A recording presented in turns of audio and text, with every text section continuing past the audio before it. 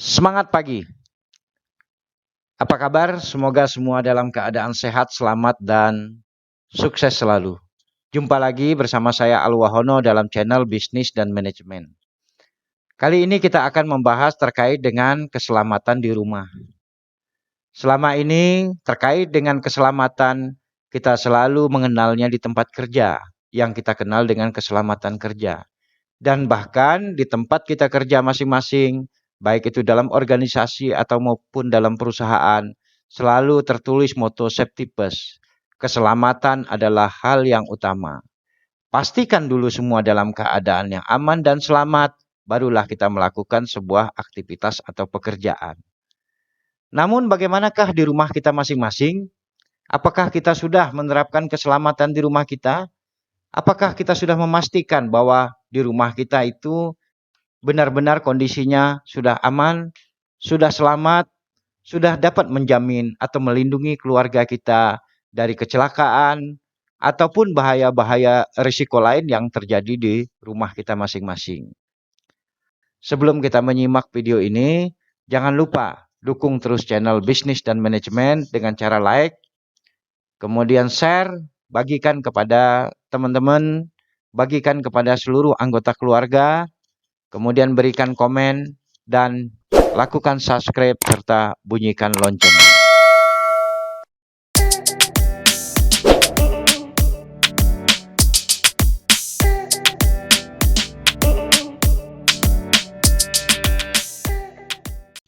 Dua belas hal yang harus diperhatikan di rumah kita terkait dengan keselamatan apa saja? Yang pertama adalah bahaya kebakaran. Kebakaran sering terjadi menyebabkan rumah kita hangus, bahkan anggota keluarga kita bisa terpanggang dan menyebabkan kematian. Kenapa kebakaran bisa terjadi di rumah?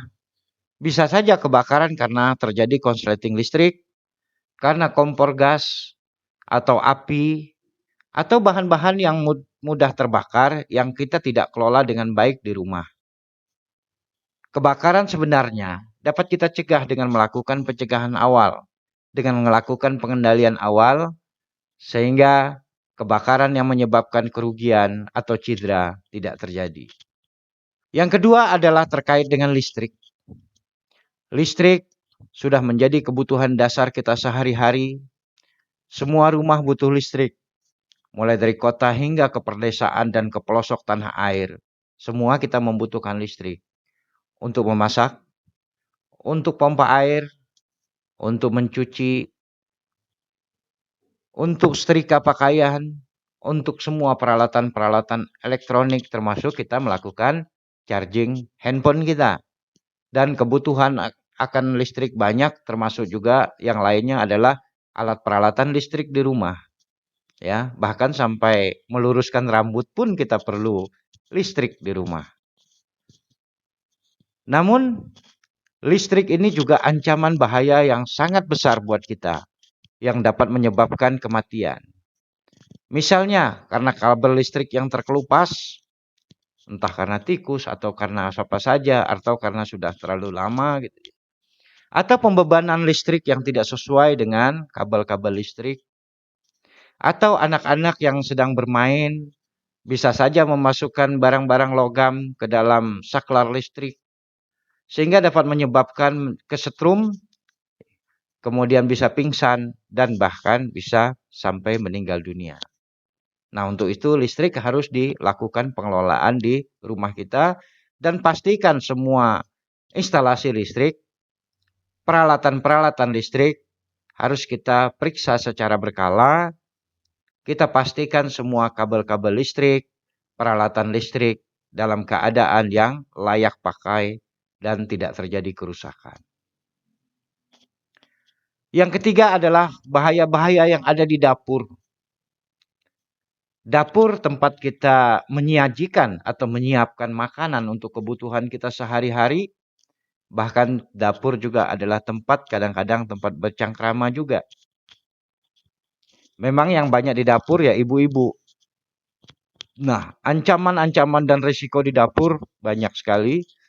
Di antaranya bisa saja waktu kita memotong sayuran, memotong daging, ya, atau penggunaan pisau lainnya sehingga tangan kita terpotong. Bisa saja kita tertumpah air panas atau kita tertumpah minyak-minyak yang panas. Bahkan bisa kita menyenggol benda-benda panas atau benda-benda yang beraliran listrik juga bisa saja. Nah, sehingga itu harus kita kendalikan bahaya-bahaya yang ada di dapur. Agar ini dapat menjadi perhatian sehingga tidak terjadi tangan melepuh atau bahkan bisa menjadi cacat tetap selamanya. Kemudian yang keempat adalah tabung gas. Tabung gas bisa saja berada di dapur dan bisa juga digunakan untuk pemanas air. Kebocoran tabung gas terutama adalah selang gas dapat berakibat terjadinya kebakaran, terjadinya peledakan sehingga bisa menyebabkan cedera, bahkan menyebabkan terjadi fatality di dalam rumah kita. Sahabatku semua, terkait dengan selang gas misalnya, apakah sudah kita lakukan perhatian? Apakah kita sudah melakukan penggantian secara berkala tiap tahun? Tahukah kita kapan kita harus mengganti selang? Apakah waktu kita masang, itu dulu kita dicatat nggak tanggalnya kapan? Sehingga kita harus menggantinya kapan? Ataukah kita sering mengganti tabung gas itu karena rusak? Atau bahkan setelah bocor, tidak bisa kita gunakan lagi, baru kita ganti. Bersyukurlah kita tidak terjadi apa-apa dengan kebocoran. Ya, oleh karena itu terkait dengan selang gas, maka harus kita catat tanggalnya, kemudian kita akan digantikan kapan. Kemudian yang kelima adalah terkait dengan kamar mandi. Kamar mandi adalah tempat ya pastinya sering basah ya, dan ancaman risiko paling tinggi adalah licin. Apalagi setelah dibersihkan dengan menggunakan deterjen misalnya, tambah lagi kalau kita masuk ke kamar mandi dalam keadaan tergesa-gesa, atau mungkin saat kita terbangun dari tidur, ya belum sadar penuh, kita masuk ke kamar mandi, kemudian peluang untuk terpleset menjadi besar, kita terpleset terjatuh, hingga kepala pun bisa terbentur, dan dapat mengalami cedera tulang, keseleo, bahkan banyak kejadian yang hingga menyebabkan kematian. Kemudian yang keenam apalagi? Lantai yang licin. Nah, selain kamar mandi, tentunya kita selalu membersihkan rumah setiap hari. Kita melakukan ngepel, atau terjadi tumpahan air, atau lantai basah, tumpahan minyak, atau hal-hal lain yang menyebabkan lantai itu licin. Apa yang terjadi jika kita terjatuh? Apalagi kalau kepala bagian belakang kita yang terbentur, tentu sudah dapat mengakibatkan terjadinya fatal atau kematian. Ya, karena lantai licin, kita terpleset dan kepala kita terbentur, akhirnya kita bisa pingsan, bahkan bisa menyebabkan kematian.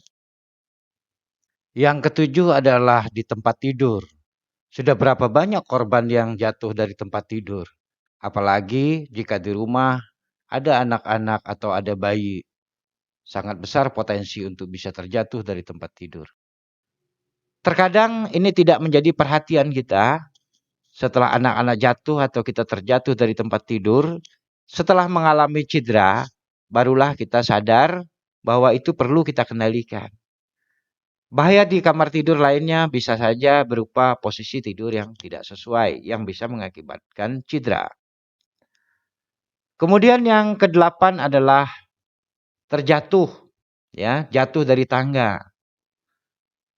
Bahaya jatuh dari tangga sangat besar di rumah, apalagi yang rumahnya tingkat atau rumahnya loteng. Atau bisa terjatuh saat kita mengganti lampu atau memasang lampu. Atau saat kita memperbaiki atap yang bocor dan sebagainya di rumah. Kemudian yang kesembilan adalah benda-benda yang tajam. Benda-benda yang tajam sering mencederai kita apalagi jika ada anak-anak. Jika disimpan atau ditempatkan tempat yang bisa dijangkau anak-anak dan oleh anak-anak dijadikan mainan, sehingga dapat mencedera diri anak ataupun mungkin saudaranya. Atau juga pisau dapat mencederai orang-orang yang dewasa kalau kita tidak menggunakannya dengan hati-hati dan baik. Kemudian yang ke-10 adalah garasi mobil. Saat kita memarkir atau kita memundurkan mobil, saat kita mau berangkat kerja, sudah berapa banyak kejadian bahwa anak-anak yang tergilas atau kita menabrak benda-benda lain di area parkir. Apalagi kalau kita berangkat kerja terburu-buru, ya, sehingga kita tidak memperhatikan area sekitarnya, kita tidak sadar bahwa di situ ada anak kita atau anak tetangga kita atau benda-benda lain yang berada di belakang mobil, akhirnya tertabrak dan bisa tergilas. Maka lakukanlah pemeriksaan kendaraan kita, keliling 1 kali mobil minimal, kemudian kita periksa belakang dan di bawah mobil. Kalau semua sudah aman, maka kita segera dapat keluar dari area parkir mobil atau garasi mobil kita di rumah. Yang ke-11 adalah terkait dengan bencana alam. Terutama untuk daerah-daerah yang berpotensi gempa, yang dapat mengakibatkan rumah roboh dan kita dapat tertimpa bangunan.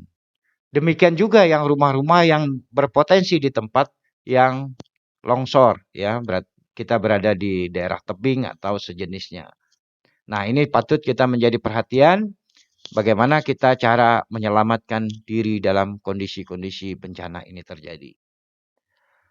Kemudian yang ke-12 yang terakhir adalah keadaan darurat. Apa saja keadaan darurat yang bisa terjadi di rumah? Yang pertama adalah saat rumah kebakaran.